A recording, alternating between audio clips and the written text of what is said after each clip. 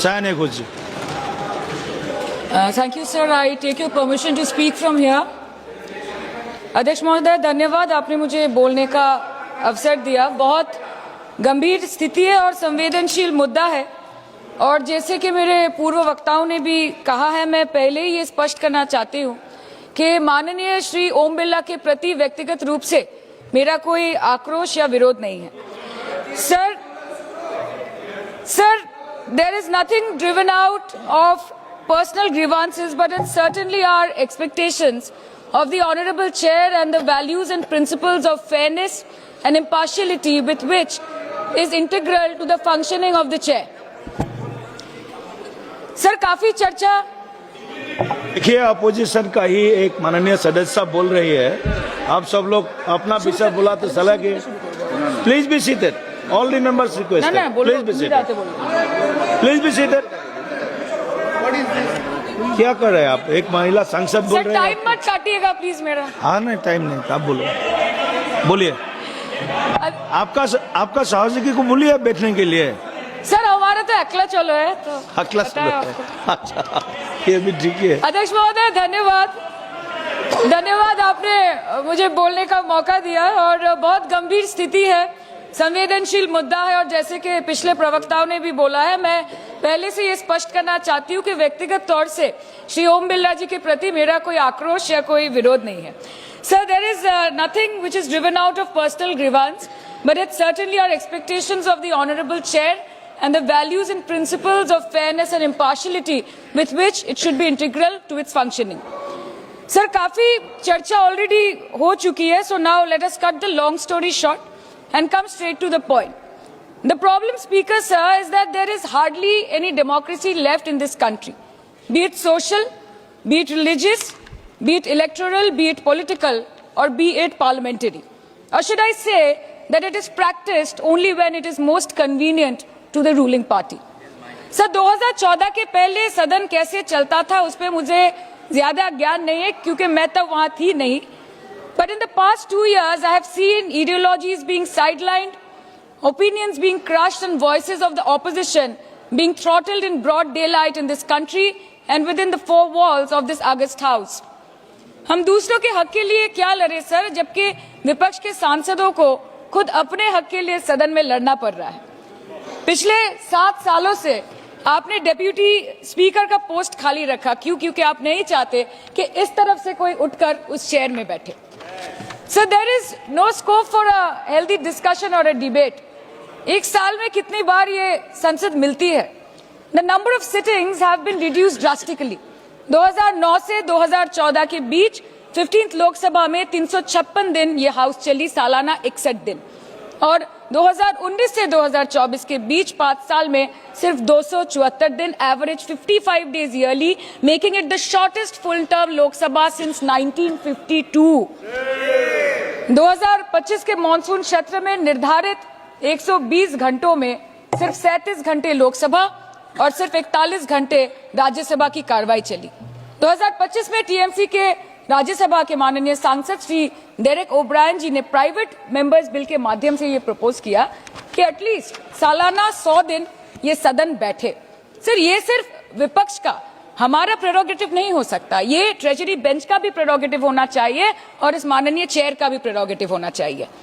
Sir, parliament चलाने में हर minute 2.5 lakh रुपए खर्च होते हैं, हर मिनट 2.5 लाख रुपए खर्च होते हैं। 2014 से लेकर 2024 के शीतकालीन सत्र तक कुल मिला के 2200 मिनट, 92 दिन और 3,300 करोड़ रुपए का लॉस हुआ। क्यों? क्योंकि आप नहीं चाहते थे कि महत्वपूर्ण विषयों पर चर्चा हो। अध्यक्ष जी, ये चेयर का काम है निश्चित करना कि ये सदन चले, ये विपक्ष का काम है सवाल उठाना, और ये सत्ता पक्ष का काम है कि वो हर सवाल का जवाब हर उस इंसान को दे जिसके टैक्स के पैसे से ये सदन चलता है। परंतु ये बोलते हुए मुझे खेद है कि सरकार ने इस देश के पॉलिसी मेकिंग प्लेटफॉर्म को अपना एडवर्टाइजमेंट पोर्टल बना दिया है, and they are manipulating this honourable chair to silence the opposition and this august house to blow their own whistle, and they are trying to murder parliamentary democracy by rendering institutions toothless. Sir CAG reports बनना बंद हो गई है. The number of CAG reports tabled in Parliament has reduced from 53 in 2015 to merely 18 reports in 2023. Public accounts committee का काम क्या है sir? अगर रिपोर्ट्स ही नहीं बनेंगी, टेबल्ड ही नहीं होगी, तो पब्लिक अकाउंट्स कमेटी में जाएंगे कैसे, स्क्रूटिनी भी कैसे होगी? How will the parliament and the people of this country know about the irregularities, the wasteful spendings, inefficient contract management and substandard project implementation taking place in this country every day in each department? You have completely eliminated the concept of transparency and accountability. The BJP government merged the 92-year-old independent railway budget with the union budget 2017. जब हमारी honourable CM माननीय ममता बनर्जी यहाँ की railway minister थी, तो तब पूरे देश के लोगों को अवगत करती थी कि रेलवे के क्षेत्र में इस देश के किस कोने में क्या काम हो रहा है, चाहे वो स्टेशन हो नए नए या नए रेल हो या फिर नए कितने सारे इंजन्स बने, कितने सारे रेलवे की गिनती बढ़ गई, कोचेस की, सबको पता चलता था. और आज यूनियन बजट में रेलवे जैसे एक इंपॉर्टेंट कमोडिटी जिसके साथ देश के 20 से 30 करोड़ लोग ऑन अ डेली बेसिस जुड़े हुए हैं, उसका शब्द, उसका नाम तक लिया नहीं जाता. आप ओवरनाइट रात के 12 बजे 1 बजे बिल्स लेकर आते हैं, और सामान्य बिल्स नहीं सर, बिल्स जो लोगों का वर्तमान और उनके भविष्य के साथ डायरेक्टली जुड़े हुए हैं. फार्म लॉज, वकफ, BNS, the Constitution 13th Amendment Bill 2025, which says removal of ministers on detention, changing Manrega to VBG Ramji, and you expect us to read, research, review and rise to speak on it within 12 hours of it being brought? Sir, these bills, these legislations require attention to detail. They need to be thoroughly researched. Sir हम करे भी तो करे क्या, जाए भी तो जाए कहाँ? आधे से ज्यादा बिल तो इस सदन में बिना चर्चे के पास हो जाता है. Sir, over the last 10 years, more than 67% of the budget has been guillotined. Between 2019 and 23, about 18% of the union budget was voted out on without discussion. In 2023, the entire union budget, and in 24-25, 89% of the budget was passed without discussion. एक साल चुप बैठने के बाद opposition के दबाव में आकर आप मणिपुर पे चर्चा करने पर मजबूर हुए, और किया भी तो कब, रात के 2 बजे जब देश सो रहा था. आप चाहते हैं कि हम ये सब देखें और इस सदन में चुप रहे. बंगाल के हक का 2 लाख करोड़ बाकी है. हर दिन कोई नया कमीशन, कोई नई एजेंसी आ जाती है राज्य सरकार और रूलिंग पार्टी को डिस्टर्ब करने. इलेक्शन कमीशन के बलबूते पर लाखों करोड़ों वोटरों का नाम काट रहे हैं आप, और आप बोलते हैं कि हम इस सदन में आवाज ना उठाएं, इसका विरोध ना करें. आज SIR के चलते पूरे देश में 150 से ऊपर लोगों की मौत हो गई. BLOs ने आत्महत्या कर ली. आम आदमी को चिंता से, डर से दिल का दौरा आ गया. 105 साल की बूढ़ी माई से लेकर व्हीलचेयर पे बैठा एक विकलांग भाई तक, गर्भवती महिलाओं को हियरिंग के लाइन पे घंटों दर घंटे आपने खड़ा करके रखा. मतदाताओं के पहचान को, इस देश के मतदाताओं के पहचान को, 100 साल से इस देश को अपना घर, इस धरती को अपनी मां समझने वाले, हर धर्म, हर समुदाय के लोगों के आत्मसम्मान को दिन दहाड़े अपने पैरों तले कुचलने का काम किया है आपने. और आप कहते हैं कि हम विरोध ना करें और हम चुप बैठे. सर बाहर विरोध करते हैं तो FIR होगा, ED CBI होगी, कार्रवाई होगी, और सदन के अंदर प्रोटेस्ट करे तो सस्पेंड कर देंगे. सर हमारे साथी आज भी मकर द्वार पे बैठे हैं बाहर सस्पेंड होके. 2023 के विंटर सेशन में 141 ऑपोजिशन MPs को एक साथ सस्पेंड कर दिया गया था, और करने के बाद भारतीय न्याय संहिता लेकर आए एक नया क्रिमिनल लॉ जो पूरे देश के क्रिमिनल कोड के प्रोसीजर को बदल देता है, जो स्टेट्स के लॉ एंड ऑर्डर को डायरेक्टली अफेक्ट करता है. सर बाहर भी बुलडोजर चलाएंगे और सदन के अंदर भी बुलडोजर चलाएंगे. सर ऐसा नहीं होता है. ये ताकत की बुलंदी भी पल भर का तमाशा है सर, कि ये ताकत की बुलंदी भी पल भर का तमाशा है. जिस डाल पे बैठे हैं वो टूट भी सकती है, जिस डाल पे बैठे हैं वो टूट भी सकती है. इसलिए ख्वाब जरूर देखिए, लेकिन ख्वाबों में घर बना के रहने की गलती मत कीजिएगा. सर आज 303 से ज्यादा MP आपके हैं, 2000 से ऊपर MLA आपके हैं, 21 राज्य आपका है. हर डिबेट, हर डिस्कशन, हर बिल पे बोलने के लिए 70% वक्त आपको मिलता है. मीडिया आपका, सब उनका है. हम अपने लीडर का नाम 1 से ज्यादा 2 बार बोले तो हम पे रोक लगाई जाती है, और ट्रेजरी बेंच वाले वहां बैठ के पार्टी का नारा लगाते हैं और अपने नेता मंत्रियों का नाम जपते हैं, तो तब सब ठीक है सर, कोई प्रॉब्लम नहीं है सर। इस सदन का कैमरा, बहुत मेरे साथी बोल रहे थे कि कैमरा भी ये सब देख देख के कॉम्प्रोमाइज हो गया। बोलते हमें दिखाता आप लोगों को है। माइक जब हमारी बातें खलने लगे तो माइक ऑटोमेटिकली ऑफ हो जाती है सर, ये पता है सबको। मैगजीन दिखाना, किताबों से कोट करना राहुल जी, अखिलेश जी, अभिषेक जी को अलाउड नहीं है, पर ब्लू आइड बॉय को अलाउड है सर, अलाउड है सर। मैं नाम नहीं ले रही हूँ, अच्छी बात बोलिए।